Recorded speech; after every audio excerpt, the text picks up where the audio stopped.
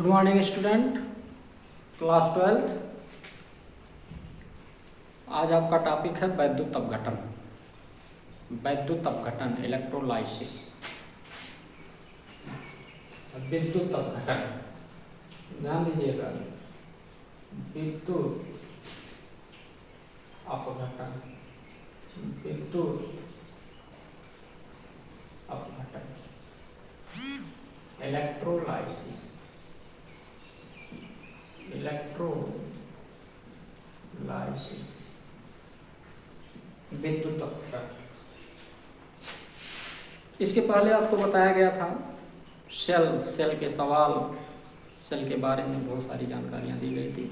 ये चैप्टर का last topic चल रहा है। विद्युत रासायनिक प्रणाली भी आपको बताया गया। तो विद्युत अपघटन क्या है?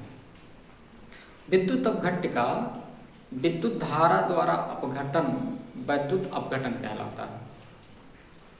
विद्युत अपघट्य का विद्युत धारा द्वारा अपघटन विद्युत अपघटन कहलाता है। अब प्रश्न उठता है, विद्युत अपघट्य का अपघटन कैसे होता है? विद्युत अपघट्य एक कंटेनर में उपस्थित होता है जिसमें विद्युत धारा प्रवाहित किया जाता है और उस कंटेनर में 2 इलेक्ट्रोड लगे होते हैं जिसकी सहायता से विद्युत धारा प्रवाहित करते हैं। और इस प्रकार विद्युत धारा द्वारा विद्युत अपघट्य का धीरे धीरे अपघटन हो जाता है, जिसे हम वैद्युत अपघटन कहते हैं।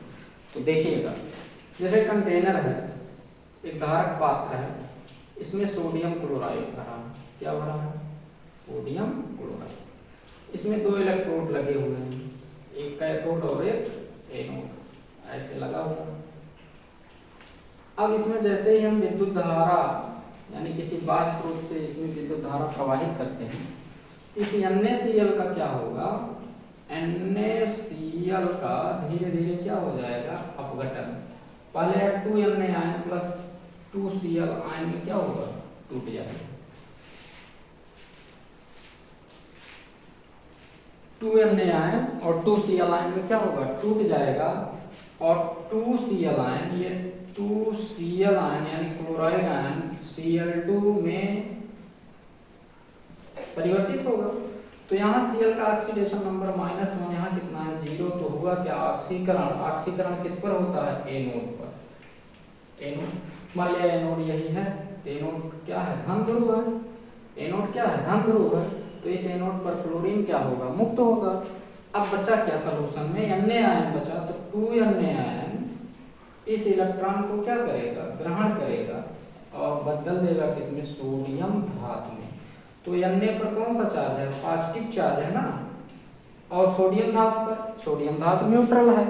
तो यह कौन सी प्रक्रिया हुई? अपचयन। और अपचयन प्रक्रिया कहाँ होती है? कैथोड पर।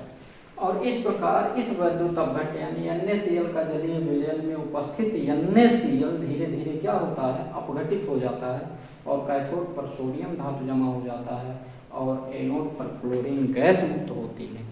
इसे हम कहते हैं वैद्युत अपघटन। अब ध्यान दीजिए, एक वैज्ञानिक थे फैराडे। फैराडे आए तो फैराडे इस वैद्युत अपघटन क्रिया पर प्रयोग किए और अपने प्रयोग और परीक्षण के आधार पर एक नियम दीजिए जिसे हम फैराडे का नियम कहते हैं। इनके 2 नियम हैं, फैराडे का प्रथम नियम और फैराडे का द्वितीय नियम। इन्होंने क्या देखा? इन्होंने देखा कि ये जो दोनों इलेक्ट्रोड लगे हैं और वैद्युत अपघट्य का क्या हो रहा है? धीरे धीरे अपघटन हो रहा है। तो इलेक्ट्रोड पर सोडियम, एनोड पर क्लोरीन, कैथोड पर सोडियम निकल रहा है। तो निक्षेपित यानी निकला हुआ पदार्थ या विलीन, जो विलीन हो जाए वह पदार्थ, दोनों के बीच में एक संबंध व्यक्त किए जिसे हम फैराडे का द्वितीय नियम कहते हैं। इस लेक्चर को पुनः सुनेंगे। वैद्युत अपघटन क्या है? विद्युत धारा द्वारा वैद्युत अपघट्य का धीरे धीरे अपघटन ही वैद्युत अपघटन कहलाता है। वैद्युत अपघट्य क्या होता है? जैसे NaCl का जलीय विलयन है, कॉपर सल्फेट का जलीय विलयन है, जिंक सल्फेट का जलीय विलयन है, ये सब क्या है? वैद्युत अपघट्य है। इस वैद्युत अपघट्य को एक कंटेनर में लगा दिया जाता है यानी रख दिया जाता है, जैसे NaCl को इस कंटेनर में रखा गया। इसमें 2 इलेक्ट्रोड हैं, एक कैथोड और एक एनोड। ये दोनों इलेक्ट्रोड में जैसे ही हम विद्युत धारा प्रवाहित करते हैं तो NaCl का आयन होता है इस प्रकार 2Na आयन और 2Cl आयन है और क्लोराइड आयन क्या करता है, इलेक्ट्रॉन मुक्त कर देता है और Cl2 में परिवर्तित हो जाता है। और यहाँ पर क्लोरीन का क्या हुआ, ऑक्सीकरण। तो ऑक्सीकरण की क्रिया कहाँ हुई, एनोड पर होती ही है, आप सभी लोग जानते हैं। तो एनोड पर क्या निकल गया, क्लोरीन, बचा sodium ion. Sodium ion electron को ग्रहण करके सोडियम धातु में परिवर्तित हो गया और यह क्रिया क्या हुई, अपचयन की। तो अपचयन की क्रिया कहाँ हुई, कैथोड पर। और इस प्रकार धीरे धीरे NaCl का क्या हो गया, अपघटन। इसे ही हम कहते हैं क्या, वैद्युत अपघटन।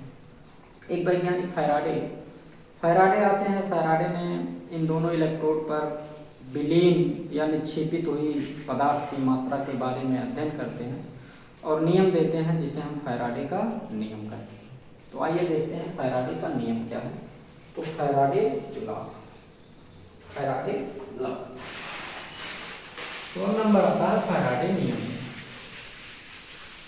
देखो प्रथम, फैराडे का प्रथम नियम, फैराडे का प्रथम नियम, फैराडे का प्रथम नियम। फैराडे का प्रथम नियम क्या है, विद्युत अपघटन में किसी पदार्थ का निक्षेपित या विलीन हुई पदार्थ की मात्रा उस वैद्युत अपघट्ट में प्रवाहित विद्युत धारा की मात्रा के समानुपाती होता है। फैराडे का प्रथम नियम क्या है कि वैद्युत अपघट्ट या वैद्युत अपघटन में निक्षेपित या विलीन हुई पदार्थ की मात्रा उस वैद्युत अपघट्ट में प्रवाहित विद्युत धारा के मात्रा के समानुपाती होता है। यदि किसी वैद्युत अपघटन की क्रिया में इलेक्ट्रोड पर पदार्थ की मात्रा W है और उसमें प्रवाहित विद्युत धारा की मात्रा Q है, तो W प्रोपोर्शनल टू हो जाएगा Q। क्लियर। अब W बराबर होता है क्या, Z इंटू Q, जहाँ W क्या है, पदार्थ की मात्रा जो इलेक्ट्रोड पर निक्षेपित हो रही है या विलीन हो रही है, और Z क्या है, उस पदार्थ का रासायनिक तुल्यांक है। Z क्या है, रासायनिक तुल्यांक है, और Q क्या है, उस वैद्युत अपघट्ट में प्रवाहित विद्युत मात्रा Q है। अब देखेंगे, अब है कि यदि 1 एम्पीयर की धारा 30 सेकंड तक प्रवाहित करने पर W ग्राम पदार्थ की मात्रा निक्षेपित या विलीन होती है ना। यदि I एम्पीयर की धारा 30 सेकंड तक प्रवाहित करने पर W ग्राम पदार्थ की मात्रा निक्षेपित होती है, तो Q यानी ऊष्मा की मात्रा I इंटू क्या हो जाएगा, T। एम्पीयर I और T क्या है, समय। क्या कह रहा है, किसी वैद्युत अपघट्ट में यदि I एम्पीयर की धारा 30 सेकंड तक प्रवाहित हो रहा है, जिससे W ग्राम मात्रा निक्षेपित या विलीन होते हैं, तो Q बराबर क्या हो गया, I इंटू T। तो हम इसमें देख सकते हैं क्या, W बराबर I इंटू T या Z गुणे I इंटू क्या हो जाएगा, T। ये फैराडे नियम है। आ गई बात समझ में। अब एक कंडीशन और आता है। कंडीशन यह है कि यदि पदार्थ का 1 ग्राम तुल्यांक निक्षेपित करने में, यदि पदार्थ का 1 ग्राम तुल्यांक यानी 1 ग्राम तुल्यांक क्या करने में, निक्षेपित करने में 96,500 यानी 1 फैराडे, 96,500 मतलब क्या, 1 फैराडे कूलाम लगा। क्या लगा, कूलाम लगा, यानी 1 फैराडे कूलाम विद्युत की मात्रा लगी।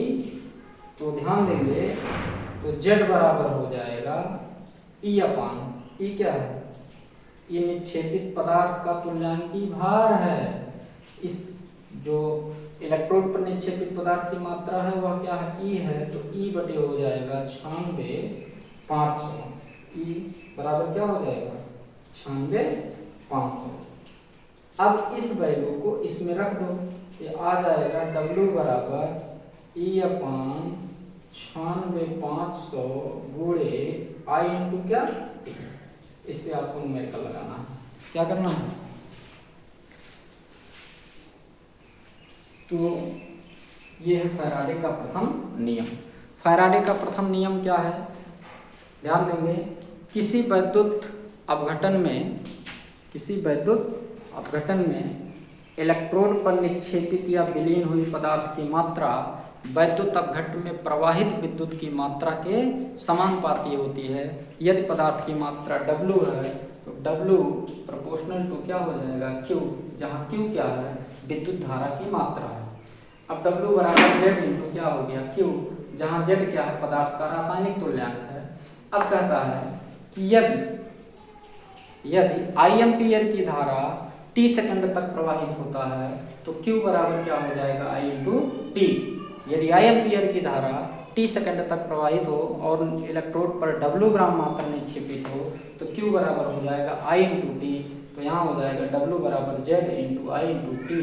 फिर यदि 1 ग्राम तुल्यांक निक्षेपित करने में, सपोज करो 1 ग्राम पदार्थ का तुल्यांकी भार निक्षेपित करने में यदि 96,500 यानी 1 फैराडे तुल्यांक की आवश्यकता होती है तो Z बराबर E अपान 96,500 वैल्यू रखा जाएगा, जहाँ E क्या है, उस पदार्थ का तुल्यांकी भार है जो पदार्थ इलेक्ट्रोड पर निक्षेपित हो रहे हैं, जबकि Z क्या है, पदार्थ का रासायनिक तुल्यांक है, और E क्या है, पदार्थ का तुल्यांकी भार है। तो Z बराबर E अपान 96,500, तो W बराबर E upon 96,500 into I into 2, यही तो Z की वैल्यू है, यहाँ पुट कर देंगे। ये है आपका फैराडे लॉ। अब हम आते हैं सेकंड लॉ पे, फैराडे के सेकंड नियम पे। तो इसे आप लोग नोट कर लें, बहुत ही इंपॉर्टेंट है। लेक्चर सुनेंगे, दिमाग में 2, 3, 4 बार सुनेंगे और कॉपी पे वैसे ही नोट करेंगे और ध्यान देंगे।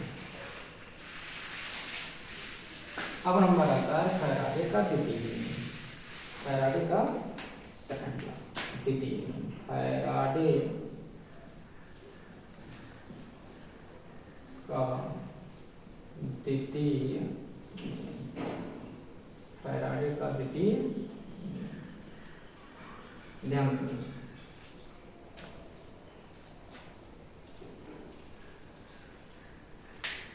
देख, फैराडे का द्वितीय नियम क्या है, विद्युत की समान मात्रा भिन्न भिन्न वैद्युत अपघट्ट में क्या की जाए, प्रवाहित की जाए। भिन्न भिन्न वैद्युत अपघट्ट पर प्रवाहित किया जाए तो इलेक्ट्रोड पर निक्षेपित या विलीन पदार्थों की मात्राएं उनके तुल्यांकी भारों के समानुपाती होते हैं। जैसे देखेंगे, ये कंटेनर है, एक कंटेनर यहाँ है, ये इलेक्ट्रोड है, ये इलेक्ट्रोड है, ठीक। अब इसमें क्या किया जाए, ये क्या है, जैसे मान लिया ये जिंक सल्फेट है, क्या है, जिंक सल्फेट, और ये क्या है, कॉपर सल्फेट, सपोज करो। अब ये भिन्न भिन्न वैद्युत अपघट्ट है ना, और दोनों इलेक्ट्रोड भी भिन्न भिन्न है, और इसमें दोनों में विद्युत की समान मात्रा प्रवाहित कर दिया जाए। विद्युत की क्या किया जाए, समान मात्रा प्रवाहित कर दिया जाए तो इलेक्ट्रोड पर निक्षेपित या विलीन हुई पदार्थ की मात्रा उनके तुल्यांकी भारों के क्या होते हैं, समानुपाती होते हैं। ध्यान देंगे, ये जो इलेक्ट्रोड पर निक्षेपित पदार्थ की मात्रा होगी इनके तुल्यांकी भार के समानुपाती हैं। इसे हम फैराडे का क्या कहते हैं, द्वितीय नियम। एक बार पुनः सुनेंगे, फैराडे का द्वितीय नियम, भिन्न भिन्न वैद्युत अपघट्ट में यदि विद्युत की समान मात्रा प्रवाहित की जाए तो इलेक्ट्रोड पर निक्षेपित या विलीन हुई पदार्थ की मात्रा उस वैद्युत अपघट्ट में उपस्थित जो पदार्थ की मात्रा है उसके तुल्यांकी भार के क्या होंगे, समानुपाती होते हैं। अब देखेंगे, यदि दो पदार्थों की मात्राएं W1 तथा W2, मान लिया इसका मान क्या है, W1, और इसका मान क्या है, W2, और इसका तुल्यांकी भार कितना है, E1, और इसका तुल्यांकी भार कितना बेटा, E2। ये हो जाएगा W1 अपान W2, W1 अपान क्या हो जाएगा, W2 इक्वल टू E1 अपान क्या हो जाएगा, E2। ये किसका नियम है, फैराडे का द्वितीय नियम। फैराडे का द्वितीय नियम अर्थात किसी भी दो भिन्न वैद्युत अपघट्ट में विद्युत की समान मात्रा प्रवाहित की जाए तो भिन्न वैद्युत अपघट्ट में विद्युत की समान मात्रा प्रवाहित करने पर इलेक्ट्रोड पर निक्षेपित या विलीन हुई पदार्थ की मात्रा उस वैद्युत अपघट्ट की पदार्थ की मात्रा के तुल्यांकी भार के क्या होगा, समानुपाती होता है। यदि पदार्थ की मात्रा W1 तथा W2 है और उनके रासायनिक तुल्यांक E1 तथा E2 है तो W1/W2 E1/E2 होगा। ये फैराडे का द्वितीय नियम है, तो आप लोग देखेंगे फैराडे का द्वितीय नियम। ओके, तो ध्यान दीजिएगा। बस आज यहीं तक, अब आपको कब बताएंगे